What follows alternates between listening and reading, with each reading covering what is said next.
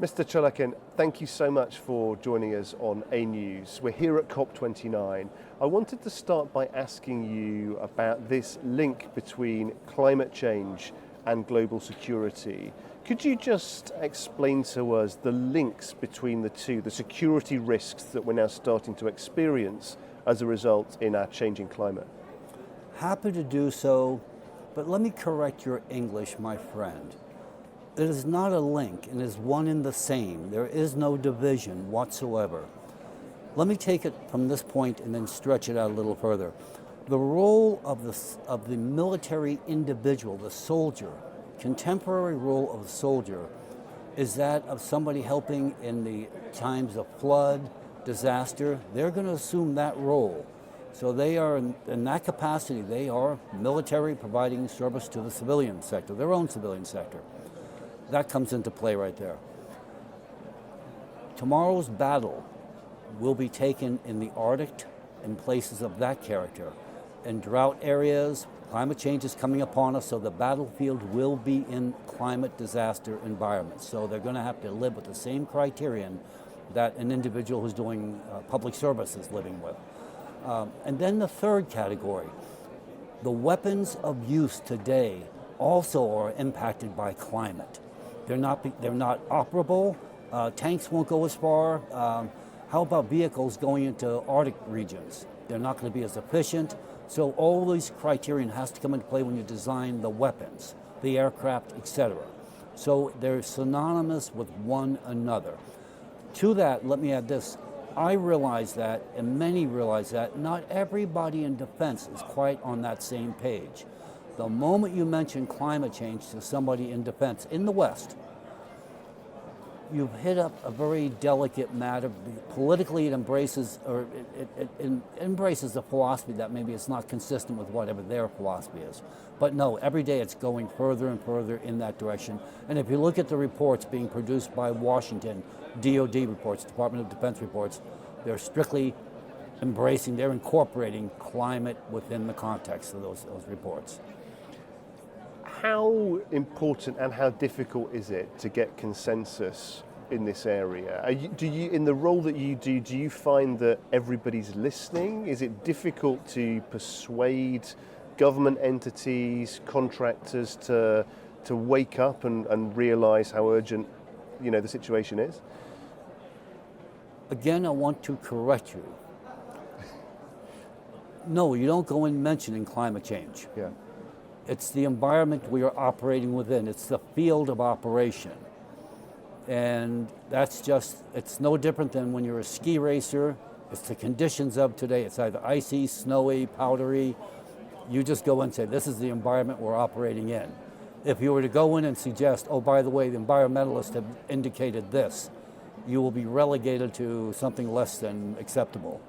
So that would be leading with the chin from a boxer's point of view. Precisely. Metaphorically, you hit it right on the target.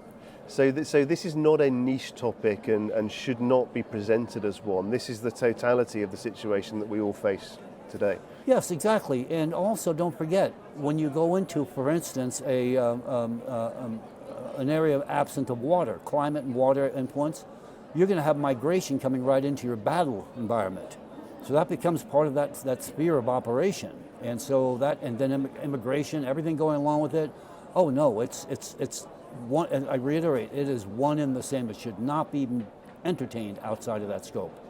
So are there different strategies then that need to be enacted at the same time? You mentioned weaponry and things of that nature need to change and adapt because climate change is making them to some degree obsolete.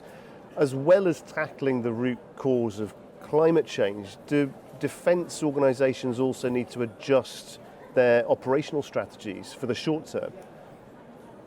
And long term, yes, absolutely. But let me add further to that. The budgetary requirements for funding climate change are ultimately going to fall under the auspices of defense. If you go into the Senate or the House and you say, by the way, let's put money out for climate change, good luck. You go and you mention defense budget. Now we're listening. It's going to have a direct impact on defense. The ears will go up.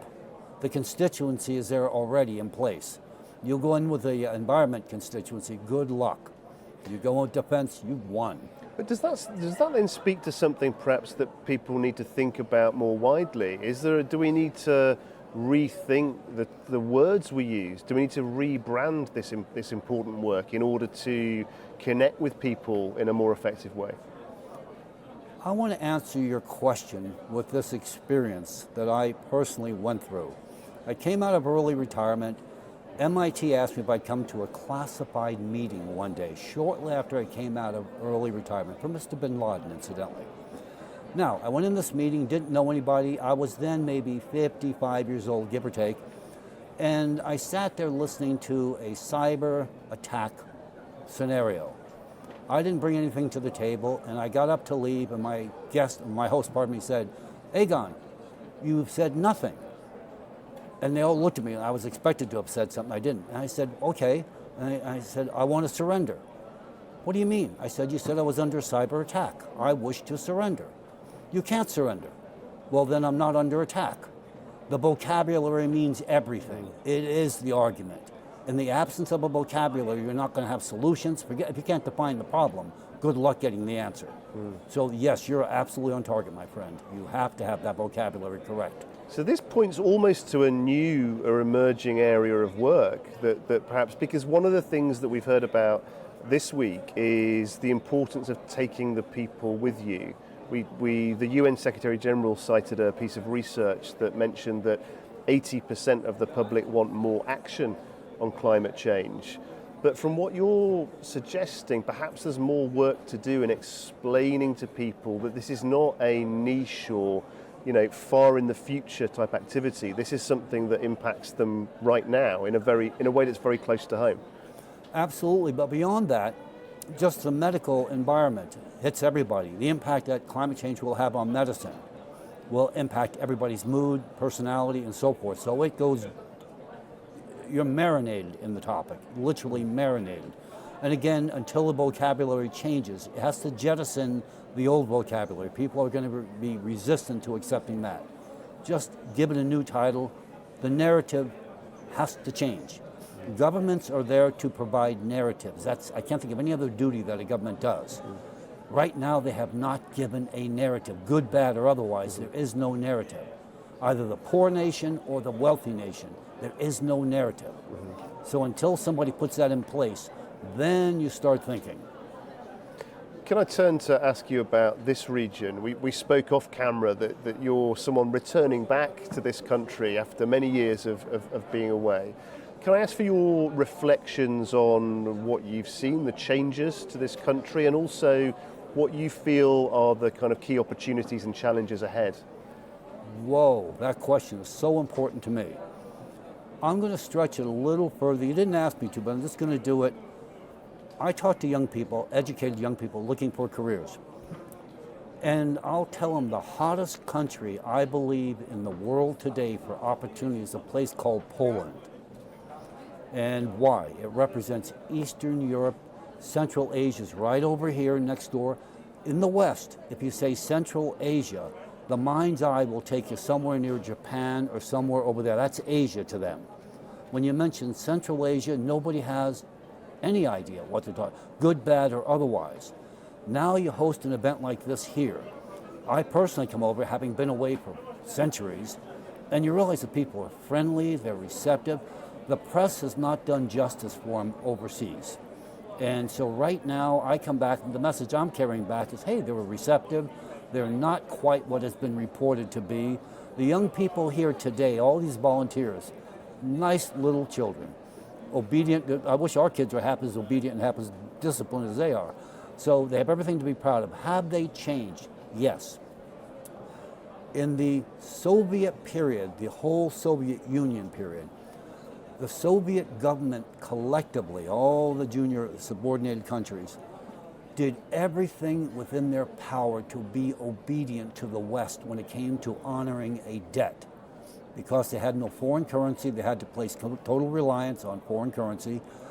And in order to be bankable, They had to make sure they complied with the payment schedules, everything.